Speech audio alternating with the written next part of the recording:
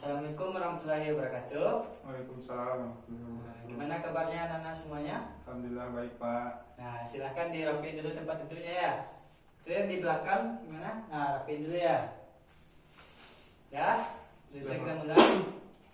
Nah, marilah kita mulai pembelajaran kita hari ini dengan membacakan basmalah. Nah, di sini Bapak akan absen anda terlebih dahulu. Yang pertama, Igo Prasetyo. Oke Pak. Yang kedua, Dina. Dir. Doni. Dir. Oke. Baiklah. Kita mulai saja pembelajaran kita hari ini, yang mana kita akan belajar di sini tentang budaya Minangkabau. Nanti kita akan pelajari tentang kepemimpinan di Minangkabau. Tetapi di kepemimpinan ini kita akan lebih fokuskan bagaimana kepemimpinan dari seorang penghulu. Nah, materi kita pada hari ini dalam bentuk slide PowerPoint. Nah, karena di sini fokus kita tidak ada, makanya Bapak sudah share materi kita melalui portal sekolah kita. Silahkan anak-anak download dulu PowerPoint-nya. Pak. Ya, yang di belakang udah di download. Ya, oke. Nah, di sini kita belajar tentang penghulu. Nah, di sini anak-anak Bapak ada yang berasal dari Minangkabau? Ada Pak. Nah, di sini misalnya seorang penghulu ini bisa kita contohkan sebagai seorang yang tertua atau seorang yang dituakan di sebuah suku. Nah, anak-anak Bapak ada kan punya suku di Minangkabau? Ada. Nah, setiap suku tersebut pasti mempunyai seorang pemimpinnya kan? Iya Pak. Yang dinamakan dengan seorang datua. Nah, datua tersebut lah yang dinamakan atau dikatakan seorang penghulu di Minangkabau. Nah, penghulu ini itu pengertiannya adalah seorang laki-laki yang dituakan di Minangkabau yang fungsinya untuk mengatur atau memimpin sebuah suku dalam urusan adat. Nah, nanti seorang penghulu ini akan menjalankan tugasnya dalam memimpin suku ini sesuai dengan ketentuan yang berlaku di dalam sukunya. Jadi seorang pemimpin itu kan harusnya menjalankan tugasnya dan amanahnya dengan baik, dengan penuh tanggung jawab. Apapun yang terjadi di dalam sukunya itu menjadi tanggung jawab seorang pemimpin tersebut. Nah, di sini kita masuk ke dalam syarat-syarat menjadi seorang penghulu. Yang pertama itu adalah laki-laki. Nah, kenapa laki-laki lah yang menjadi pemimpin atau menjadi penghulu di Minangkabau? Karena di Minangkabau itu kan sering ada kata-kata pepatahnya adat bersandi syarat bersandi kita bunga. Dan yang di Islam pun laki-laki itu adalah seorang pemimpin. Makanya di Minangkabau laki-laki juga diangkat menjadi seorang pemimpin. Nah, yang kedua itu baik zatnya. Baik zatnya di sini yaitu baik zatnya itu atau sehat dalam segi jasmani dan rohaninya. Nah, yang ketiga kaya. Kaya di sini bukan berarti cuma kaya harta, tetapi di sini lebih menekankan kaya dengan ilmu pengetahuan. Nah, yang keempat balik. Balik ini bisa dikatakan sudah cukup umur. Nah, sudah bisa lah memimpin sebuah kaum. Nah, yang kelima adil. Nah, adil di sini seorang penghulu itu harus adil terhadap anggota kaumnya. Nah, yang keenam arif bijaksana. Dalam melaksanakan atau memutuskan sesuatu, seorang pemimpin di Minangkabau itu harus arif dan bijaksana. Yang ketujuh sidik. Sidik itu berkata benar. Dan yang kedelapan tablik. Tablik itu menyampaikan. Yang kesembilan ada amanah. Amanah itu dapat dipercaya. Yang ke-10 fatanah. Fatanah itu artinya ada yang tahu? Apa? arti Fatana? Cerdas. Nah, yang ke-11 ada tulus dan sabar. Nah, untuk syarat-syarat ini apakah anak bapak sudah paham apa saja syarat menjadi seorang pemulu? Pak. Nah, baik. Kita lanjut ya. Nah, di sini kita akan lanjutkan yaitu tentang prosedur pengangkatan dari seorang pemulu. Nah, yang pertama itu adalah patah tumbuh, hilang berganti. Nah, misalnya ada seorang pemulu itu yang sakit dan tidak bisa melanjutkan kepemimpinannya, maka pemulu tersebut bisa digantikan atau dicari gantinya. Dan jika seorang pemulu tersebut meninggal dunia, maka segera dicari gantinya. Yang kedua, seorang pemulu itu diangkat melalui sebuah musyawarah untuk mencapai kata-kata mufakat. Nah, setelah ada kata mufakat, nantinya akan dibawa ke kerapatan nenek mama. Dan setelah itu dibawa ke kerapatan nagari untuk disahkan. Itulah prosedur bagaimana cara pengangkatan dari seorang pemulu. Kita lanjut. Nah, di sini ada pantangan-pantangan seorang pemulu. Jadi pantangan ini hal yang tidak boleh dilakukan oleh seorang pemulu. Yang pertama, tidak boleh marah. Pemulu tersebut harus arif dan bijaksana, harus bersikap tidak boleh marah. Yang kedua, menjauhi sikap-sikap menghardik, menghantam tanah dan menyingsingkan lengan baju. Ya, seorang pemulu tersebut harus berwibawa.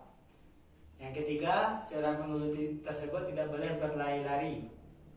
Yang keempat, menjinjing dan membawa beban. Dan yang kelima, memanjat-manjat. Nah, untuk pantangan pemulu ini bagaimana? Apakah anak-anak bapak paham? Atau ada yang ingin dipertanyakan? Ada Pak.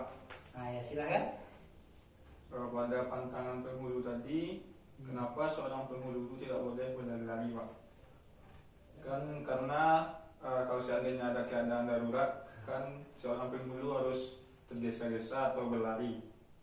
Oh iya. Nah, jadi ini bagus nih ya pertanyaannya. Kenapa seorang penghulu tersebut tidak boleh berlari-lari? Nah, jawabannya itu berlari-lari di sini maksudnya itu supaya penghulu tersebut tidak hilang wibawanya. Nah, kalau seorang pemimpin itu berlari-lari, nanti dilihat sama anak kemanakan misalnya, nanti wibawa dari seorang pemimpin tersebut akan turun gitu. Nah, tetapi di dalam kondisi yang misalnya kalau istrinya hamil misalnya, kan itu sebuah kondisi yang mengharuskan atau tidak bisa dengan jalan-jalan santai misalnya gitu kan, itu kondisi yang darurat. Nah, maka dalam kondisi tersebut maka dibolehkan seorang penghulu tersebut berlari. Nah, kalau tidak berlari nanti anaknya lahir, anaknya keluar gimana, kan jadi repot gitu kan. Nah, itu lah kenapa penghulu itu dilarang berlari. Tetapi dalam kondisi yang darurat itu bisa dibolehkan untuk berlari. Nah, selanjutnya kita masuk kepada kewajiban dari seorang penghulu. Nah, di sini kewajiban seorang penghulu itu adalah menurut aturan kebenaran.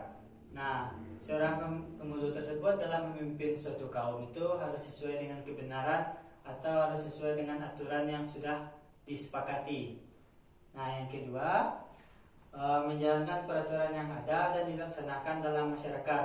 Nah, setiap peraturan yang ada di dalam masyarakat tersebut, nah, yang dipimpin oleh seorang penghulu tersebut harus dijalankan. Dan apapun yang terjadi, apapun permasalahan yang terjadi, nantinya menjadi tanggung jawab dari seorang penghulu bagaimana cara mengatasi permasalahan tersebut. Nah, yang terakhir yaitu memelihara harta pusaka dan memelihara anak kemanakan. Nah, itu adalah tugas dari seorang penghulu. Nah, itulah materi kita tentang kepemimpinan dari seorang penghulu. Apakah dari anak-anak bapak ada yang ingin dipertanyakan? Ada Pak. Nah, udah fix semuanya tentang kepemimpinan penghulu ini? Ada Pak. Nah, jadi paham ya? Nah, di di sini Bapak pengen bertanya nih sama anak-anak Bapak, yaitu tentang tadi kita sudah bahas tentang syarat-syarat dari menjadi penghulu, Ya, Pak. yaitu ada arif bijaksana.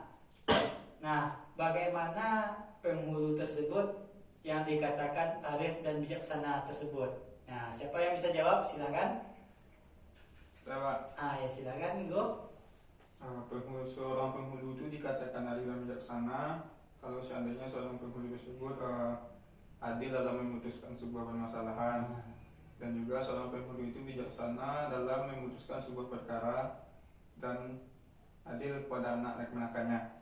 Bagus. Nah, bagus jawaban dari Igo ya. Kita beri tepuk tangan dulu ya. Nah, betul lah yang disampaikan atau yang dijawab Igo, bahwasanya arif dan bijaksana itu harus menjadi syarat seorang penghulu dalam untuk menjadi penghulu di Minangkabau. Nah, itulah materi kita pada hari ini. Bapak simpulkan bahwasanya seorang penghulu tersebut adalah orang yang dituakan di suatu kaum atau di suatu suku, yang fungsinya itu untuk mengatur suku atau memimpin suku dalam urusan adat. Yang syarat-syaratnya itu ada laki-laki, baik zatnya, kaya, balik, adil, arif bijaksana, sidik, tablik, amanah, fatanah, tulus, dan sabar. Serta ada juga pantangan-pantangan atau hal-hal yang tidak boleh dilaksanakan oleh penghulu seperti berlari-lari tadi. Dan juga ada hak dan kewajiban dari seorang penghulu, yaitu menuruti semua aturan yang sudah disepakati sesuai dengan peraturan yang ada. Nah, selanjutnya Bapak akan kasih Ananda tugas. Tugasnya itu coba Ananda cari di rumah bagaimana kepemimpinan penghulu di suku Ananda masing-masing. Nanti 1 minggu dari sekarang akan Bapak tagih tugasnya, jadi dikumpulkan minggu depan ya. Nah, untuk soal ini ada yang ingin dipertanyakan? Ada, Pak. Nah, oke. Sedikit masukan untuk Ananda, walaupun kita atau adat ini sudah berkurang di Minangkabau, tetapi kita juga harus mempelajari yang namanya adat ini, di mana kita berasal, apa adat dan istiadat yang ada di daerah kita. Jangan sampai hilang ya. Itu harus dipelajari. Nah, itu masukan untuk Ananda semuanya. Jadi Bapak akhiri pembelajaran kita hari ini dengan mengucapkan alhamdulillah. Alhamdulillah.